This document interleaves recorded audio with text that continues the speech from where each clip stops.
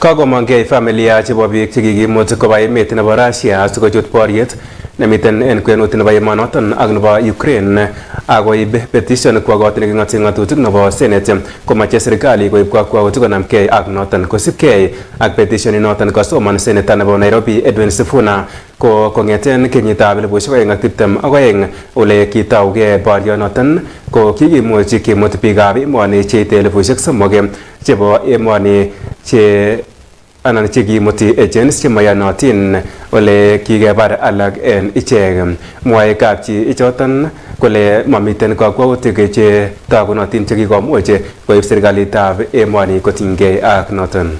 Honorable Speaker, this is a petition by Mr. Peter Kamau Gitau seeking parliamentary intervention regarding the recruitment of Kenyan nationals into the Russian army and the detention of Kenyans in Ukrainian prisons.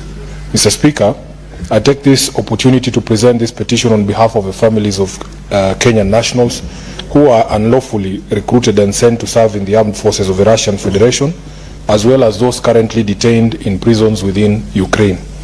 We, the undersigned citizens of the Republic of Kenya, on behalf of other families of Kenyan nationals who are unlawfully recruited and sent to serve in the armed forces of the Russian Federation and others currently detained in prisons within Ukraine, hereby submit this urgent petition for consideration by the Senate.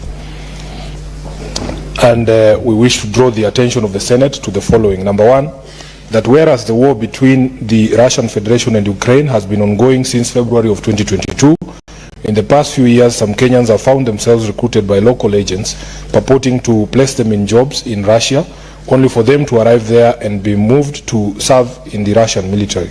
The total number is estimated to be upwards of 3,000 individuals, but no proper follow-up has taken place to trace all of them. That our relatives were recruited within the Republic of Kenya by unscrupulous agents under false pretenses. That upon arrival in Russian Federation, many were coerced, deceived or compelled into military service.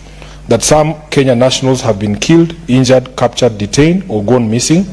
That families have not received any official communication on the status of their relatives from relevant state agencies including the Ministry of Interior and Coordination of National Government, the Ministry of Labour and the Ministry of Foreign and Diaspora Affairs, despite making numerous visits to these government agencies. That the recruitment appears to closely resemble human trafficking and unlawful foreign military enlistment. Two, that whereas we, the undersigned, on behalf of other families of Kenyan citizens illegally recruited to serve in the Russian military, have pursued all possible means, including but not limited to petitioning and lobbying state agencies responsible to help find and repatriate our relatives, dead or alive, back to Kenya, we have been unable to make any progress, leaving many families despondent and heartbroken, with no knowledge on the fate of their relatives who were sent to Russia. Three, that none of these issues raised in this petition is pending in any court of law, constitutional, or any other legal body. Wherefore, your humble petitioners pray that the Senate investigates the matter with a view to recommending to the relevant government agencies to, number one, secure the release and repatriation of all Kenyans currently detained in Ukrainian prisons back to Kenya. Number two, facilitate the return of bodies of deceased Kenyans and providing the necessary support to the affected families. And lastly, Honorable Speaker, conduct investigations into recruitment agencies, agents, and trafficking networks involved in the illegal recruitment of Kenyan nationals. Kagotesak koitet nebo kobelik chebendi